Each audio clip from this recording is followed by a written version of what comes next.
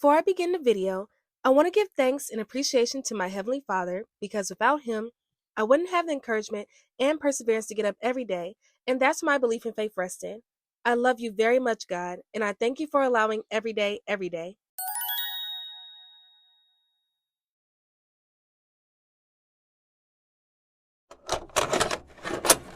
Some stories entertain us, some linger, some move you, while some inspire you. Hi, I'm Jazzy. Hope your day is going as sublime as your face, and welcome to Girly Cinema. This is a space for the girlies who don't just watch movies and shows, but feel them along after the credits roll. Here, we talk about stories where we talk about life, softly, honestly, and with curiosity. The kind of stories that sneak lessons into your heart while you're too busy falling in love with the characters. In this series, I explore movies and TV shows through a feminine, reflective lens. The coming-of-age moments, the quiet realizations, and the mistakes we recognize because we made them too. We're here to understand why certain scenes linger, why certain characters feel like old friends, and why some stories arrive right when we need them. So whether this is a comfort watch, a cinematic obsession, or a story that gently nudged you toward becoming braver, softer, or wiser, you're in the right place. Sit back, get cozy, and enjoy being girly. Some of the most iconic girlies in Y2K movies were labeled #not like other girls. And at that time, that label felt like a compliment. Like being different meant being better, and smarter, and less shallow, and more real. But looking back, that label wasn't a defining moment for them. It was limiting, because it reduced complex girls into something simple. And the truth is, they were never #not like other girls. They were layered, contradictory, and very human. And most importantly, they were navigating power. Let's talk about something Y2K media did very well, even if they themselves didn't fully understand it. Performance. Every single one of these girls was performing something, not because they were fake, unlike Cady Heron, but because they were trying to survive socially, emotionally, or professionally. And here's a detail people miss. The performance didn't always match the truth. That gap in tension, that's where the complexity lives. Cady Heron presents herself as someone who doesn't understand the rules. She plays innocent, clueless, and out of place. But here's where it gets interesting. She learns very fast, if anything too fast.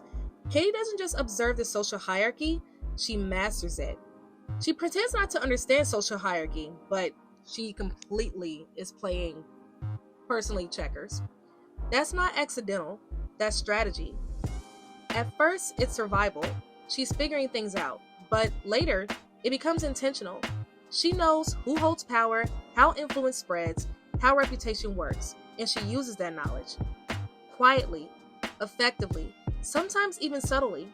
And that's where we have to be honest. Cady isn't just a victim of the system, she became one of the players.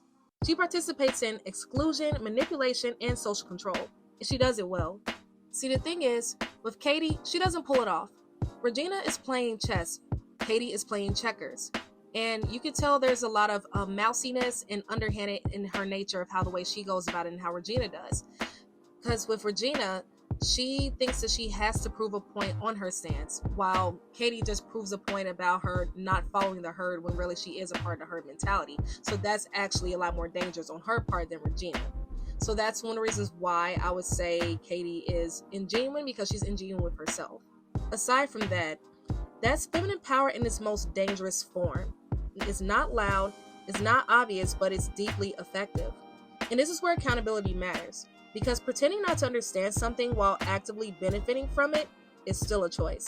And Cady chose wrong, and she had her consequences handed to her. Kat Stratford's contradiction is quieter, but just as powerful. She insists she doesn't care about popularity, approval, or what other people think, but the truth, she cares very deeply about it. She insists she doesn't care while caring very deeply about it. That emotional distance, it's not indifference, it's protection. Kat has already been hurt by Patrick, who I think that she should have never gotten up with, and she's already seen what happens when you trust too quickly, open up too easily, conform just to be accepted. So she builds distance, and also, it doesn't matter if you open up to somebody or not, they will always reveal themselves and show themselves. That outcome is not on you. She uses intelligence, sarcasm, and resistance as armor. And that's a form of power too. Not the kind that dominates a room, but the kind that refuses to be shaped by it. Her flaw isn't that she's #not like other girls, it's that she struggles to let herself be secure in who she is without the domination of I would say, social damage from her peers, because it doesn't even matter. It all matters about how you see yourself, and Kat just had to learn to move out her own way and have a life and live that. Andie's contradiction might be the most fascinating of all. She presents herself as easygoing, relaxed, unbothered, but behind the scenes, she's orchestrating everything. She acts carefree while orchestrating emotional chaos. That's not accidental energy. That's precision. Andie understands emotional triggers, relationship dynamics, and behavioral patterns, and she uses that understanding like a blueprint. But here's where it gets complicated, because while she's in control, she's also crossing boundaries. She manipulates someone's feelings for a goal, and even if it's professional, it's still personal. And frankly, her boss is very unprofessional for doing this and want to have this column like that. And for Andie herself initiating something like that, you don't play emotional mind games with people's feelings, especially when theirs are genuine apart from yours. Anyways, that's the recurring theme. Feminine power without reflection can turn into emotional control, and ultimately can lead to chaos if you let it. So what do we do with all this complexity? Society flattens it. Society calls them different, difficult, #not like other girls, because that's easier than saying they're navigating systems that reward performance, punish vulnerability, and complicate identity. And honestly, that label did more harm than good, because it turned into a stereotype. I just hate that word stereotype, by the way. Let's define this properly. Feminine power is not being better than other women, rejecting femininity, or manipulating people to get ahead. It's awareness of oneself and others, intention, and accountability, most specifically. It's knowing, I understand how this works, and then deciding, how do I want to show up anyway? Cady had awareness, but lost intention. Kat had intention, but struggled with connection. Andie had control, but blurred ethical lines. And that's what makes them real. Aside from them needing to not do this to themselves, because it's really more damaging to their self-image and who they are as a person morally than anybody else apart from them. But it does make them very human. However, being human is learning that you can learn from your mistakes and step out of your own way. They weren't perfect. They weren't always right, but they were never one-dimensional, aside from Cady. They weren't not like other girls, aside from Cady. And Kat too, unfortunately. She just really, again, needs to learn how to move out of her own way and not be an antithesis. Okay, I think I got it. Antithesis. Yeah. Antithesis of the stereotype of a woman. Can't stand that word stereotype. Why is it invented? But unfortunately, it rings true for some. Most people. There were girls learning how to exist in systems that didn't fully make space for them. And instead of understanding that, society labeled them. And they deserve more than that, as well as any other woman out there that is trying to navigate systems that are very harsh to them, especially when you do not have a community. It's very tough.